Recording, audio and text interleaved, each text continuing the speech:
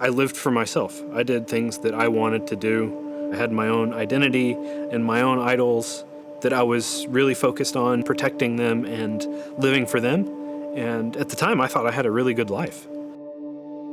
And then after college, one of my best friends, who I grew up with, was a pastor at a church in Arlington, and he was murdered in his church. When I found that out, I pretty quickly rejected God and anything and everything he wanted to do with me.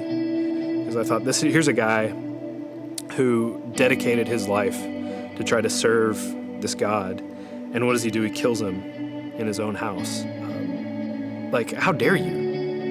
And I had just no understanding or idea why this God that I'd heard so much about from Clint and from others would come in and kill him. So, any time that I would spend thinking about God, which wasn't very much, it usually finished with, I want nothing to do with you.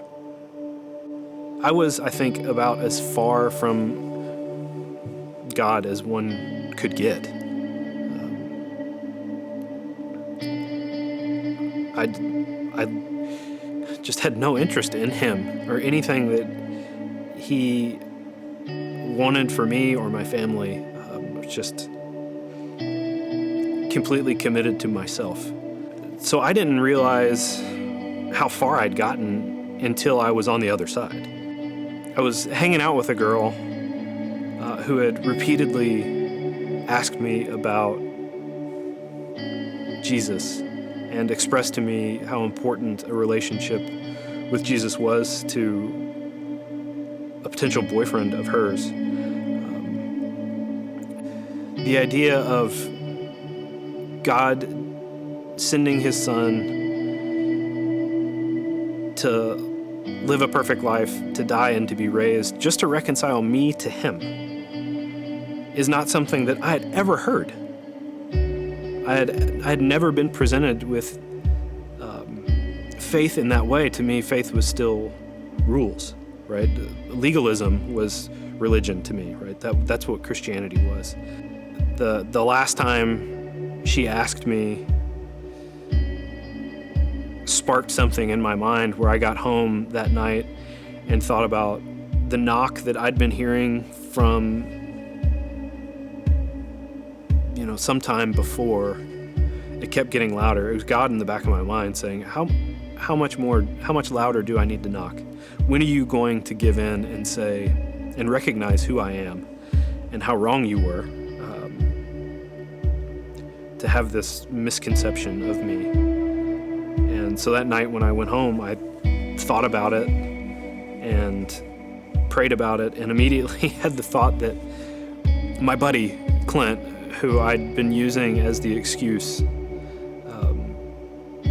for rejecting God, he was a big dude, he would have lit into me at the thought of using his death as a way to reject the God that he served. So that realization was important to me, because it's like, okay, I don't have that excuse anymore. So what else you got? And I didn't have anything. And so that night I prayed a prayer giving my life to Jesus, and had no idea what that was going to look like. I had no idea what that meant. But I'd been running long enough at that point that it was time for me to stop running. But once I began to wrap my mind around what the gospel means, I think that created this outflow of how I related to people differently. Just slowly beginning to understand and appreciate what that meant for me, had me anxious and eager to learn more about him, to read more about him, to open the Bible, to go and serve in the community. I was all in. And it was an exciting time. I really didn't recognize it at the time, the transformation that was occurring in my life, but it wasn't until a bunch of people at work started telling me that they were referring to me as the new John. Oh, okay, well, I guess that means God's working on me. So as I continued to grow in my faith and learn more and more about Jesus and who he was, I thought seriously about baptism, decided to be baptized, and was baptized by the girl that I'd been hanging out with that was persistent and asked me those questions. Later that year, we got married, and as I look back on who I used to be, just angry and judgmental and selfish and just harsh with everybody, I'm just amazed at how much God's grown me. My heart is for serving God, whether it's